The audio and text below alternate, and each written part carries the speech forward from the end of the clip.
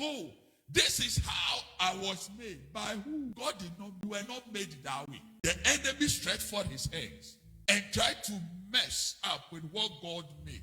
But by the goodness of God, he decided to reconstruct the whole pathway, to restore you back onto how he made you.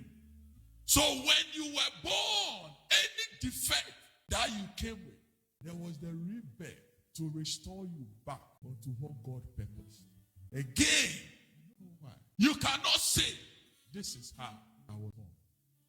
You cannot say. If you are saying that this morning, repent, for the kingdom of God is at hand. You can say. Because in God we are one. No male nor female. No slave or free.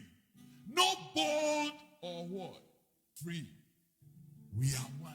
As in the image of a son, he brought for you, delivered